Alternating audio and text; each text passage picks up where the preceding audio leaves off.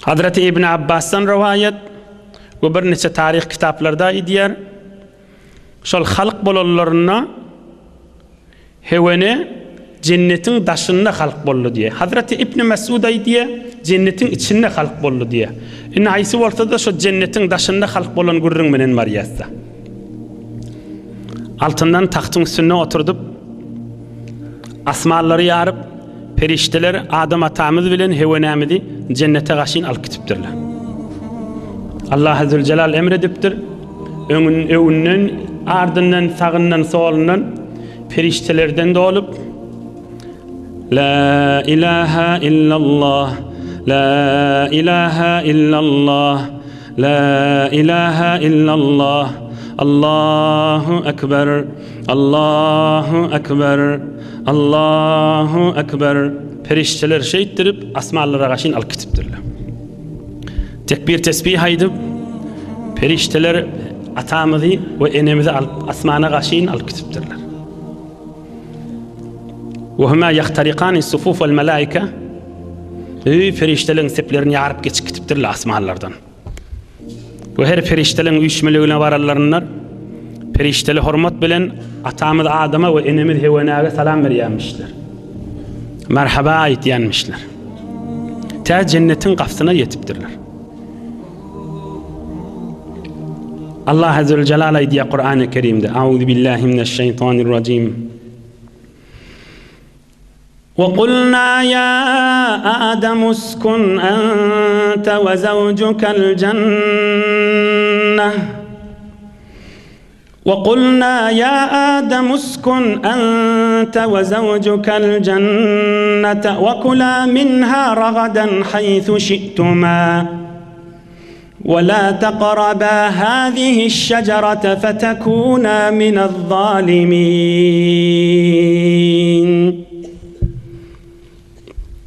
Şu rivayete vara cennete girecek bolallarına Allah Azze ve Celal aydıptır. Ey Adam diptir. Sen ve zinanan cennete girin diptir. Cennette yaşan diptir. Ve hoşluk bilenine iyin için diptir. Yöne periştelere köküzdürüptür.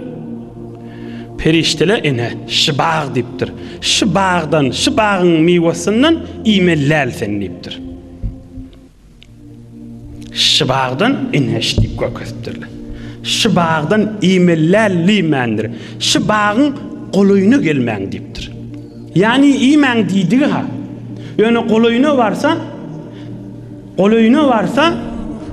varsa adam yer dip Allah Azze ve Celal aydıptır. O da koluyuna varman diptir.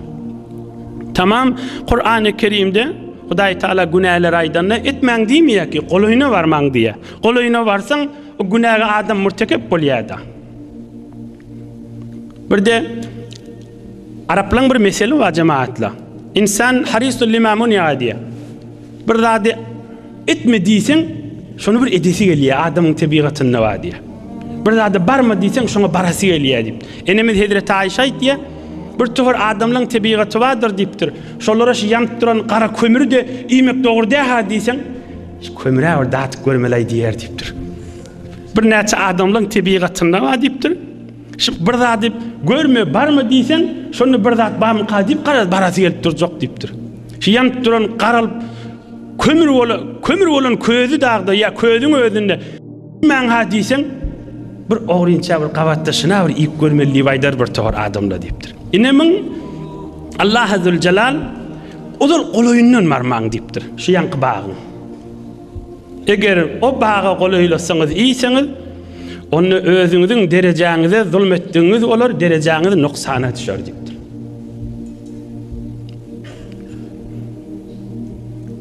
Atamız Adam enemiz Hevene Bismillah ayak basıptırlar cennete. Allah Azze ve Celal içerleriniz bilen hemmemize cennete girmek nasip etsin.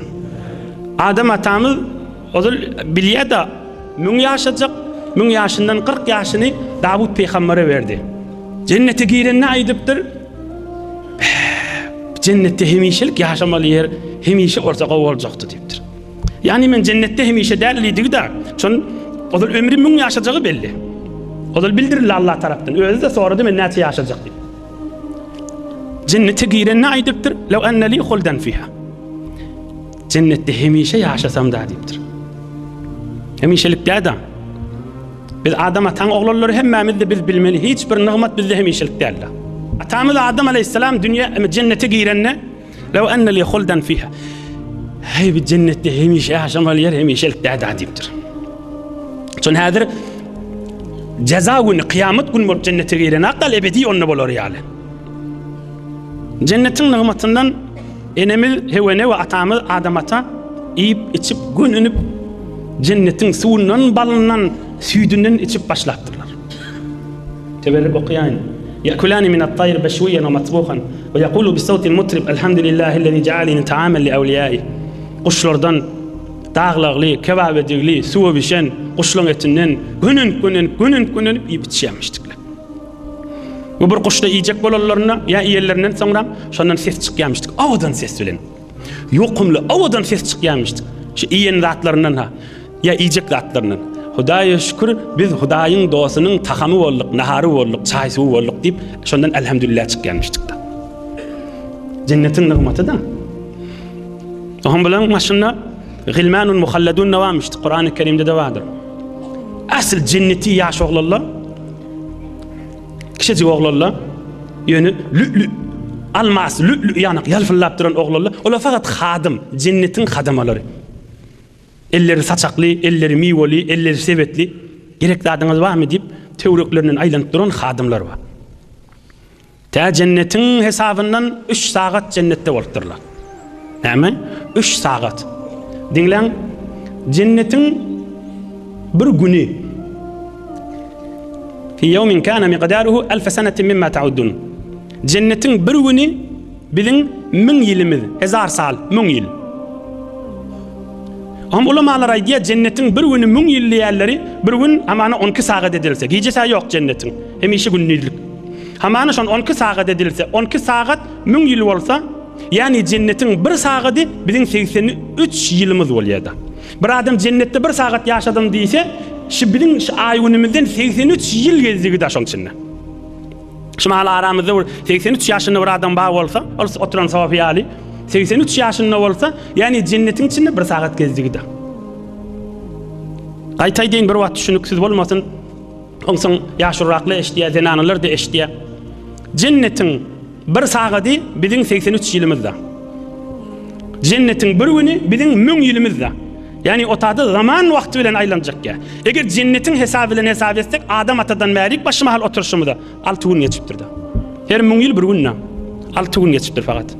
Bir tane giyce gün ne diyor? Zarp geçipdi.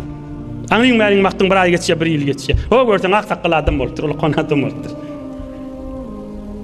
قيل كان مكسهما في الجنة 3 ساعات من ساعة الجنة كذا في مروج الذهب وتاريخ التبري والكامل في التاريخ. Köplerçe ulamalar 3 saat cennette bolurlar diye. Yani bizim hesabımızdan 250 yıl cennette bolupdurlar. Yani şu ayının hesabından bizim gül ayınımızdan şu yerimizden 3 tane 83 250 yıl bolýardy. 250 yıllar cennette şecerek gezipdirler. Emma iblis şeytan 250 yıl içeli cennetin daşından cennete girmäge de icazat yok.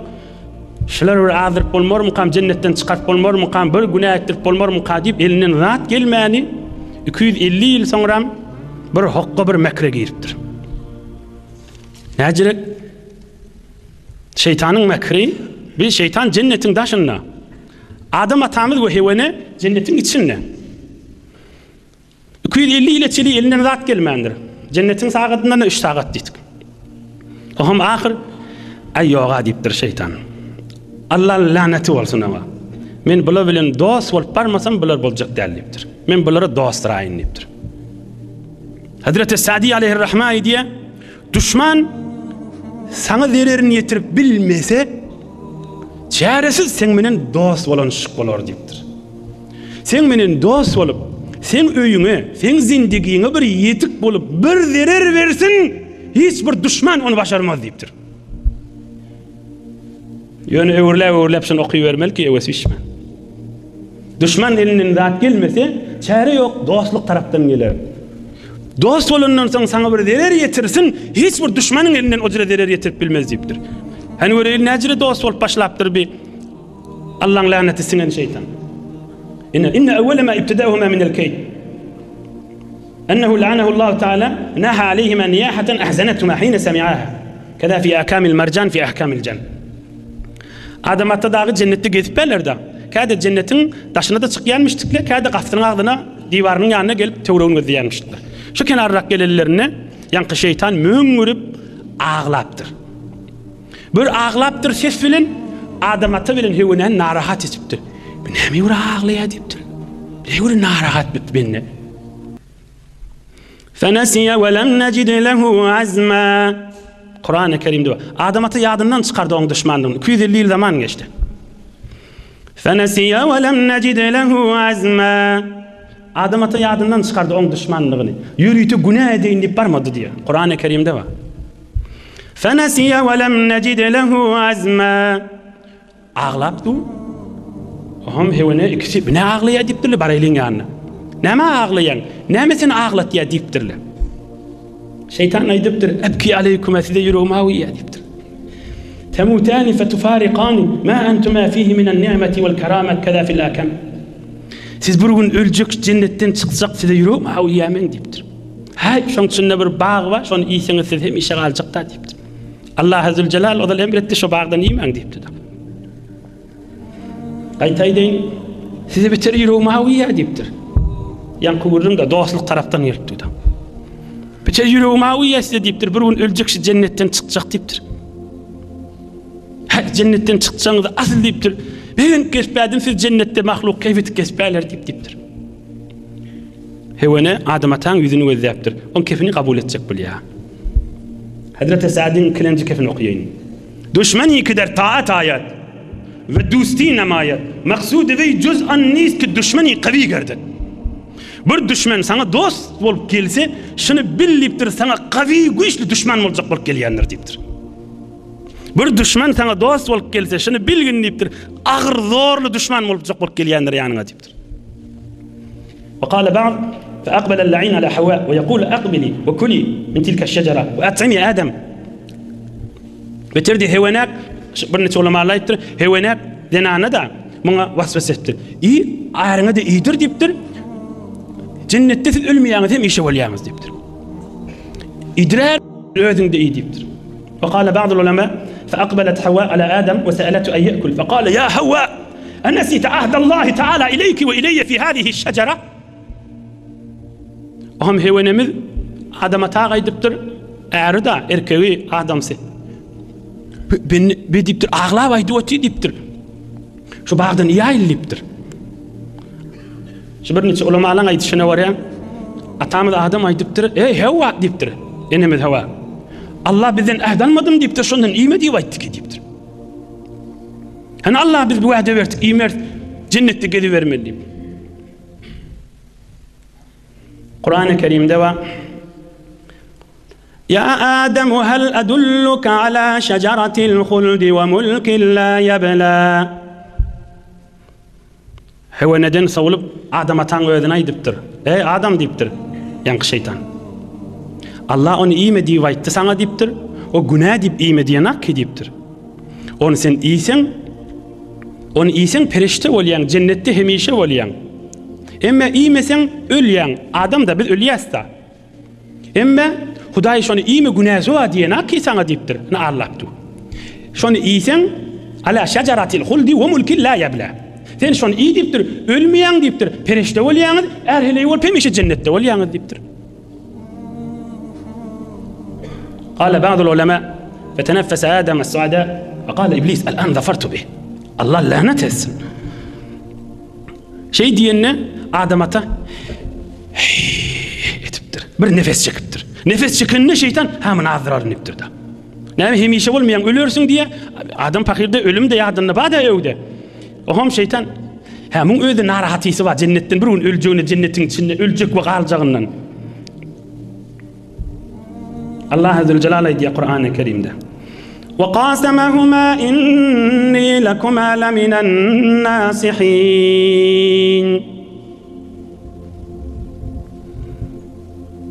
Adam ata deyiptir. Näjire aýtdyň sen men deyiptir.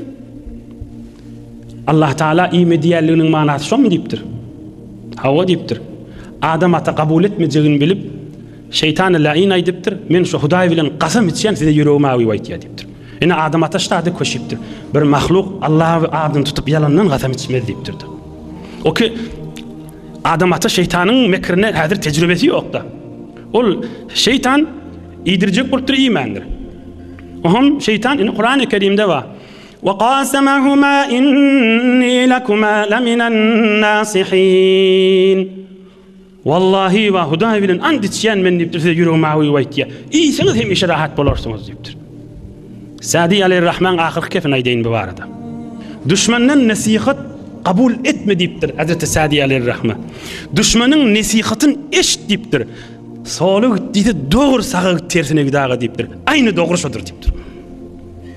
Düşmandan nasihat eştaga diýipdir. Ýöne kabul etme diýipdir. Kefin kabul etjek de bolsaň dogry tersine ogry düşmanyň dogry şodur diýipdir. Mahluğun iň bihaýasy iblis şeytan Allah'ın adyny tutup yalandan and içdi. Awwalin yalandan and içen iblis la'in şeytandır. Wallahi deyip yalandan Hudaý şahid etipdir. Yalandan ant, yalandan qasam, yalandan and, yalandan qasam diýdigi bilip durup bir geçen zat, şo zat bolmandyr. Wallahi şol iş boldy deyip and içýärdi. Soňra hewenemiz aýdypdyr da ma kuntu azunna ahadan yahlifu billahi ta'ala kadiban. Ey bir mahluk yalandan Allah'ın adyny tutar diýmeýärdim men deyipdir. Ey bir mahluk bir kes bir Allah'ın yaradan mahlugy yalandan qasam içer Allah'ın adyny tutar diýmeýärdim deyipdir. Hulasa qasam içipdir, and içipdir. Bu bir neçe ulamalar aýdýar, deslap hewenemiz şol bagdan ýipdirdi. Köplerçe ulamalar aýdýar, cennetdeqa atamyz Hazreti Adam peýgamberlik makam berilmekdi diýip. Şon fe imma ya'tiyannakum minni hudan menden size bir yerde ýaşamaň ak ýoly geljekdir diýip Allah Azze we Celal aýdýar bir ýere ininden soňram diýip. Biz bir görürün ki peýgamberlikden önçämiş. Yeni bir görürün asl 4-5 heftemin nodul geçendir. Bunu hemmemiz bilmeli. Odul Allah Taala atamyz Adamy yerden çürüm yaratdy. İnni ja'ilun fil ardi halife.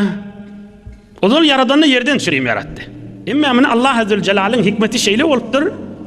Bir neçe wagt jennetde bolmaly. Tä bir insanlara sylyk bolar ýaly. Bizim deslap atamyz cennet bilen zindigi başlap. Ve şoň ewlatlaryndan imanly musulmanlar yine de öwürlüp şu cenneti üýşüp barjaklar. Hewenemiz iýipdir. Ve Adamata da beripdir, ya Adamata da barıp iýipdirdi.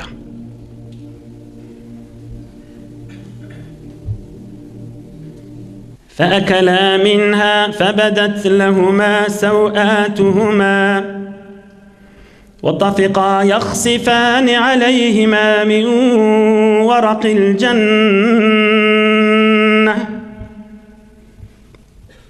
Emma müteassifane diýsek de adam moýlaryna adam atan kellesinden täç uçup durdy. Kellesinde cennet awadalygynyň täci barmyşdyk, taç. Dadanna evvel kellesinden täç uçup durdy. Hewenemiz örügli saçyndan cennetin altınlarından ve cevherlerinden düzülmüştük da. Saçı çödülüp düzülü cennetin ovadan bedegleri saçından yere düşüptür da. Ovadalık evin maçları bedellerinden sıfırlıptır. Ve bedet lehuma sevatuhuma avratları da görünüptür da. Kur'an-ı Kerim'de var. Rüya enne Adem tenavele varakateyn fadamma tarafeyhuma ey ma beyne surreti ve rukbe. Atamyz Hazreti Adam aldırap, dili tutulup, yortup, bağlaryň içine girip, yapraklar bilen öz bedenini örtüp durdy. Egin maçlar sıfırlıptır da. Bir neçe ulamalar aýdýar, atamyz Hazreti Adam mübarek göbegi bilen diýdiniň arasyny cennetin yapraklary bilen özüň dolady diýip. Ki evladına da şeyle da göbek bilen dizinin arası avrat ve göbekten yukarı dizin etegi erkek adamda avrat değerler. Hevenemiz de yortup o da bağlan içine girip o da bedenini yaprak bilen bedenini örtüp bir mübarek ayası bilen yüzü yapraktan dışarıda durup durdu. Denanan avratı da şu vaktin şeyle varıp durdu. Ayası bilen daireye suret yüzünden başkası avratta. Hazreti Adam, atamız Adam mübarek kellesinden ters beylek uçanını bildirdi. Cennetten çıkmalı vakt bolalığına.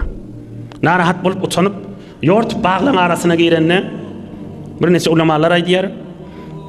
Allah Azze ve Celal aydi, ey Adam yere kaçıp baryan deyip. Atamız Adam aleyhisselam aydiptir. Hudaya senden utanyan nämetçiğin bilmeyen yaprakların arasına girip dönüptir.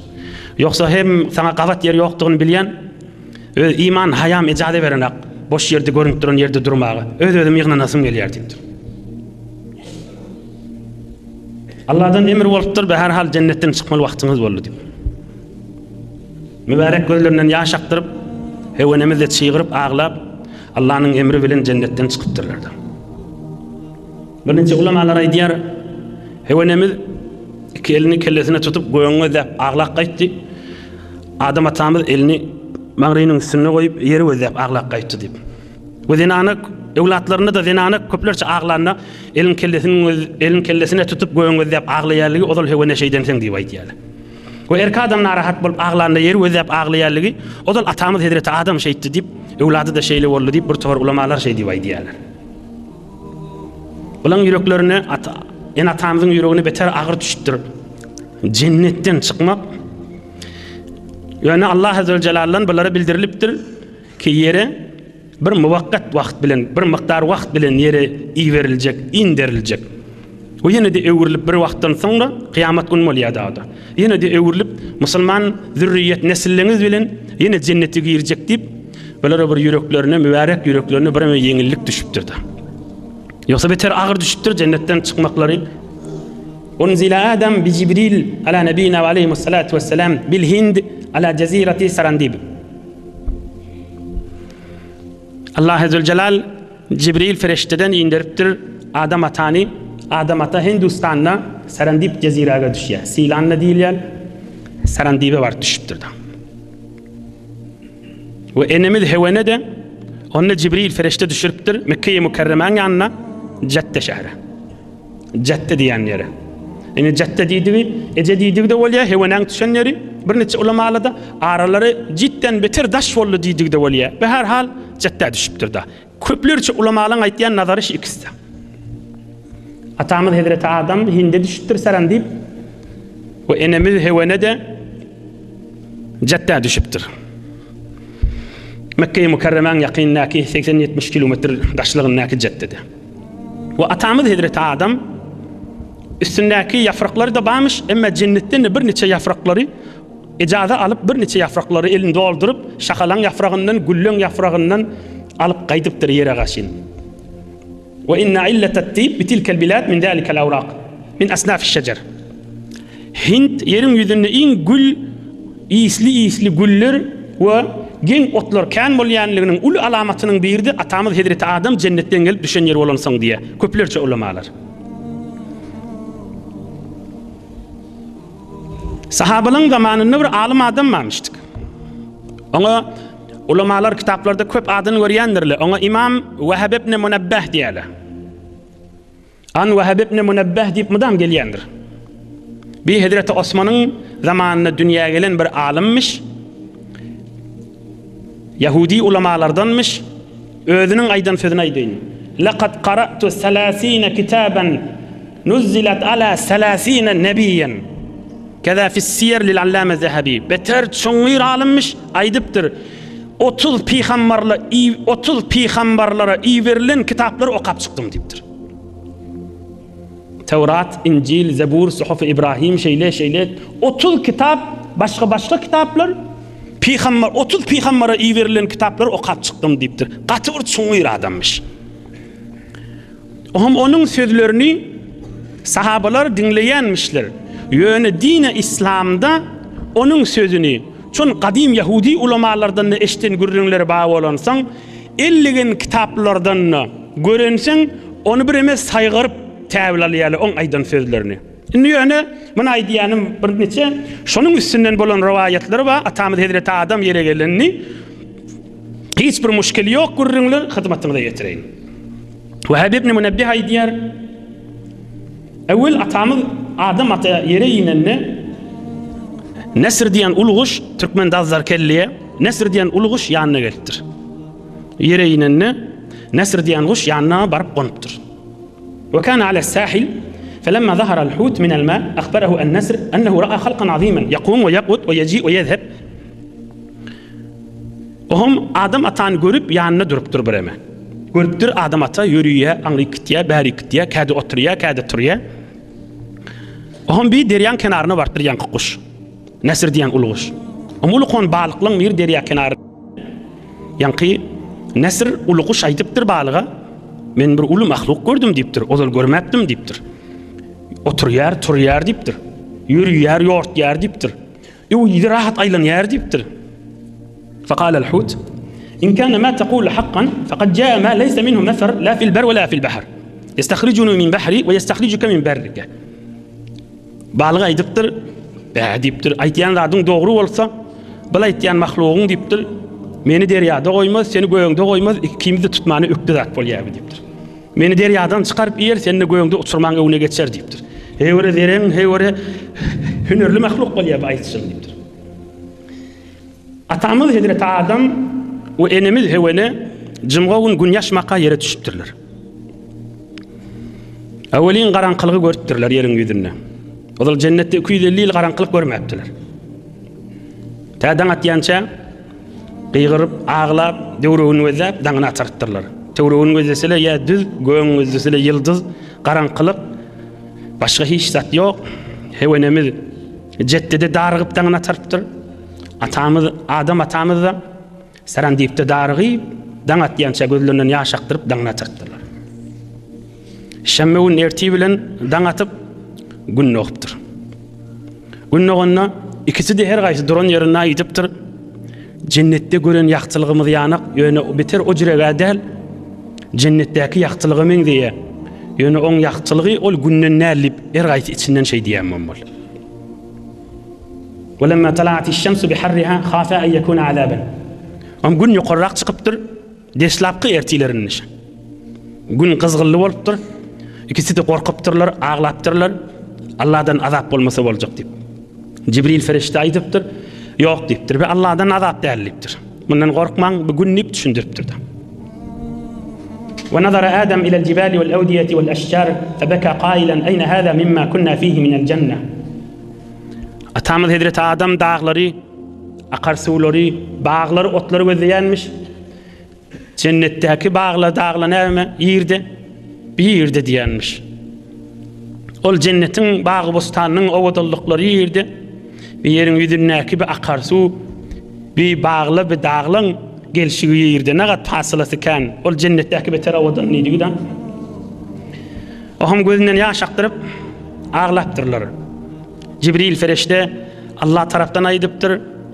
Hudaý Taala wa'de etdi ikiňizi sataşdyrjak diýipdir bir ýerde. Oham ýürekleri bireme jaýlaşypdyrlar. Çon Allah'dan wa'de bolupdyr. Atamyz Adam we Hewenemiz sataşjak bu ýerde. Näçe wagtdan sataşar, ýöne basymlykda sataşjaklar. Emma bilen tobalary. İkisiniň de aýdan derman sözleri şu bolupdyr. Rabbana zalamna anfusana ve illam tagfir lana ve terhamna lanakunanna minel khasirin. Kur'an-ı Kerim'de var. Bar zol şonu okuyammıştıklar. Hudaýa biz günah ettik. Hudaýa bizi bağışla. Biz bir dereceden etek düştük. Hudaýa bizi mağfiratyna sal. Gözlerinden ýaş akdyryp şonu aýdýanmışdylar. Ve atamyz Hazreti Adam ýene bir zat maňa goşýanmış. Hudaýa zulmetdim, meni bağışla. أسألك بجاه محمد صلى الله عليه وسلم عبدك وكرامته عليك أن تغفر لي خطيئتي. Hudaýa cennetin gaftynyň agdyna la ilahe illallah Muhammed Resulullah'ny gördüm. Arşyň etegine, arşyň sütünne la ilahe illallah Muhammed Resulullah'ny gördüm. Şol bir sen söýüň benden bolmaly. Seniň ýanyňda bir syýlygly benden bolmaly. Hudaýa şonuň hormatyna Menin günahımı geç, men derecem ulu olsun deyip adam atamına koşuyanmıştı. Ve tövbeleri fetâbe aleyh innehu huve't-tevvâbur rahîm. Tövbelerini Allah Azze ve Celal kabul ediptir. Bir kısaca ders aydayn inşallah gurrun izin alıp gideyin kısaca ders. Ey Müslümanlar, ey cemaatler, ey cavan dostlar, ey hacı dedeler, ey ayal ve erkek doğullar. Atamız Hazreti Adam bir etmeli iş etti. O gözünden yaş aktırıp tövbe etti. O bir dereceye yetti ki eğer şu yanlışı etmedik bolsa o mudan cennette gezen bolsa o dereceye yetecek değerli. Ve atamız Adam'ın evlatları te kıyamete çili hem insanlar da şeyle de. Bir Müslüman o adam var hemen gezip ber bir günah ediye o hem Allah'ın kapısına girip Hudaya men bağışla deyip ağlayar. O bir derecede olsa inni önkü dereceden yukarı çıkyardı. Tamam Adam atan evlatlarını Allah Teala şeyle koyupturdu. Estağfirullah, estağfirullah, estağfirullah aytti. Ya mesela tamam peygamberlerin de aydiyan zadına mı estağfirullah. Günah edene ki olur. Ya evliyalar da estağfirullah mıdam aydiyanmıştıktır. Şu estağfirullah aysa mesela bir adam şayet gidip birin yerine aysın men bir günah edenim yadıma ötüşenak deyip onunla da estağfirullah aydiya. Hudaya beni bağışla deyip şu durum derecesinden şunu kaldır yerde. İbadetimde kimçilik edem bolsam men bağışla deydi yine bir manası. Büyük ulukon pirlen ibadeti yal ibadet bilmedik bolsam men bağışla deydi yine bir de bir manası. Estağfirullah, estağfirullah, estağfirullah. İnsani bir yıl onun çirim ulamalar aydıptırlar. Bir adam bir günah ediyor. Şu günah bilen doğru cennete giriyor deyiptirler. Ahım soraptırlar bine acırı bolacaklar deyip. Günah ettim deyip mıdam yadına düşüp utanıp geliyor deyiptir. Şu utanırlığının hürmetine. Mıdam şu günah yadına düşüp estağfurullah ayetlerliği bilen ölü ruh cennete giriyor, kıyamette cennete giriyor deyiptirler. Büyük manadır cemaatler. Ama bir soğap adamı doğduğu elter deyiptirler. Bine acırı bolacaklar deyiptirler. Men şu soğap ettim deyip gözünü tüküp halkı özünden küçü verip ulumsırıp halkı özünden küçü verip ulumsırıp aslında şu soğap ettim deyip halkı özünden küçü verip öz ulumsırıp doğduğu girer deyiptirler. Din manası bular. Din manası ki açılmalı vurrunlarda. Adam bir yanlışıp izinden estağfirullah aysa tekbirliği yüreğinden git yer. Yok Allah'a aşkı art yer. Yürek yangısı art yer. Şondan çürüyümdür. İnsan periştede ne deyip derecesi ulu olmalı? Perişteki mıdam ibadetin içinde. İnsan arasında yanlışında bir yüreği yan ye, şu yürek yanığı periştede yoktu. Perişte yanlışan akta, ol mıdam ibadetin içinde. Qaytay deyin. Şondan çürüyümde insan perişteden derecesi yukarıda oluyor. Perişte yanlışan ak, mıdam bar ya, şu ibadet bilen. İnsan bir yanlış ya, yüreği yan ye, bağrından kan dökülüyor, suz, dert yüreğine düşüyor, perişteden geçiyor da yukarı. Şondan çürüyümde namazda en ahirki okuyan duamız ne mi? Ettehiyyattan son, salavattan son. Yine okuyas Allahümme gfirli deyip. Yoksa namaz bilen adamın günahı geçiliyor ki. Sen namaz okuysan günahın geçiliyor. Onu da namazda ahirki edilen dua Allahümme gfirli ve li valideyye ve li ustadi ve li cemiyel mu'minine vel mu'minat. Hudaya men günahımı geç. Kemçiliklerimi geç. Yoksa namaz okuydu günahı geçildi ki. Secde etti, rükû etti, kıyam oturdu. Zikirlerin yerine getirdi. Ama yine ahirine dileyer, Hudaya kemçiliklerimi geç. Derecesini ulaştırmak da, derecesini yukarı. Yoksa yan dehret kılanını günahlar döküllü hakim. Allah'ın huzuruna girenini günahlar döküllü. Akça olup durdu. Ama yine ahirine Allah'ın mağfirliği okuluyor. Belki Peygamberimiz ka vakitte salam verenden sonra da 3 aytar estağfirullah diyenmiştik da. Hudaya eden ibadetim kemçiliği olsa kamilin yerine koyduydu da. İnhe manası. Ulamalar aydiye atamız Hazreti Adam yere inenden son 300 yıllap asmanı özlemedi haya etip diye. Asmandan utanyan yanmıştık. Allah'tan haya et yanmıştık. 300 yıllap göğün özlemen geçtir diye. Lemma uhbite ila al-ard mekese 300 sene la yerfa'u ra'suhu haya'a min Allah azze ve celle. 300 yıllap utanyan Hudaydan utanyanı göğün özlep bilmendir da. Bir aytem derecesini mun ulalt ya da. Büyük aşkı mun derecesini yukarı getiriyor da. Tabi olup durur, mübarek Ramazan ayı geçiptir. Atamız Hazreti Adam Allah'tan dileptir. Ey Rabbim diptir. Men asmanını görürdüm. Perişteler senin öyün töwregine tawaf ederdiler diptir. Maňa da yerde bir zat berseň, bir teberrük yer berseň, menne şoň daşyndan tawaf etsem diptir. Menne şoň daşyna secde etsem diptir. Asmanını görürdüm, asmanına Beytül Ma'mur wada feriştelerin Kâbesi dawa. Şonu görürdüm, ışık bilen daşyna aylanardylar ferişteler. Maňa da ştada bir zat berseň, şoň daşyndan aylanyp şu tada secde etsem diptir. فأوحى الله عز وجل يا آدم سبق في علمي من عمارة بيت في الأرض لك ولأولادك ويرفع قواعده ولد من أولادك ويجعله حجا إلى يوم القيامة يأتون إليه من كل فج عميق. Ey Adam diptir Allah Azze Celal. Ol bolmalı zat diptir. Ol men ilmimde var zat diptir. Mekke-i Mukarreme Kabe alamatı bellice ferişteler sana aydarlar yerde düğünliptir. Bir nesi ulamalar aydiya cennetten bir kuppa, çadır kuppa, bizden parçadan tikilyan kuppa, Adam atadan süreyim şu tada koyulli deyip inni. Allah Azze Celal aydıptır. Daşına aylanmarlı yerin bellicedir deyiptir. Emma soňram ewlatlarından biri oň paýalaryny, sütüllerini, daşlaryny galdyrıp, onu bir uly milletten süreyim, hacdan süreyim, Kabe tikjekdir deyiptir. İbrahim Halilullah da. Inni sen şoňa gaşyn ogro deyiptir. Hintde durmaly wagty tamam boldy. Adam ata tekdir, Mekke-i Mukarremäge gitmeden süreyim. Bir neçe wagtdan soňra. Allah Azze Celal Cibril ferişteden bir asayı veripdir cennetin ağaçlarından. Şunu Adam atamıza verilmeli, o şunu yolla, asa bilen yola düşmeli.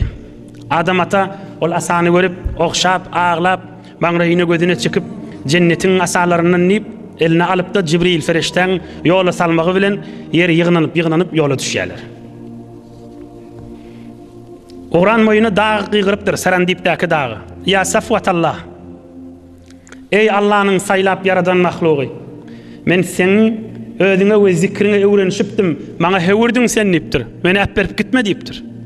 Bir neçe ulamalar aýdy ağlady şol dag diýip. Adam ata aýdypdyr. Allah'ın emri bilen üstüňe düşdüm we Allah'ın emri bilen sen üstüňden barýan nipdir. Allah'ın buýrugy bilen men barýan, öz ihtiýarym menen baramak diýipdir.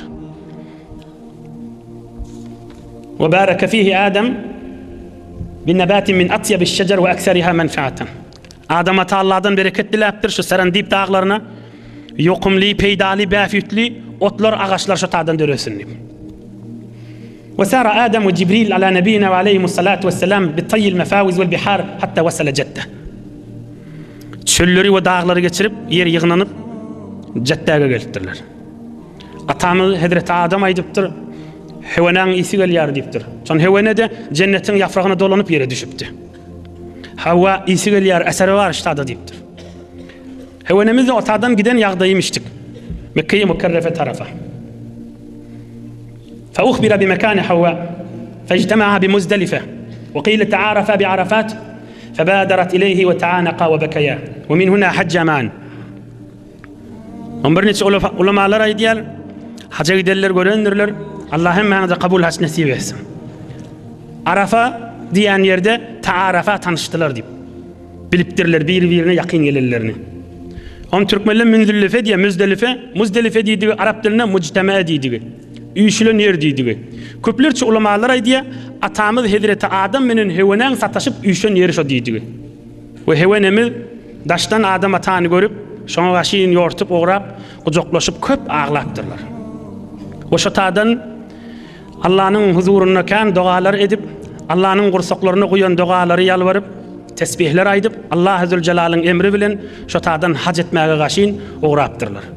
Şotada sataşıp, Arafat'tan, Muzdelife'den, ine onnen meylek haca gaşyn uğrapdırlar. Biz hac fardı ve hac büyruğu atamız Hazreti Adam ve hevenemizden başlanıptırdı.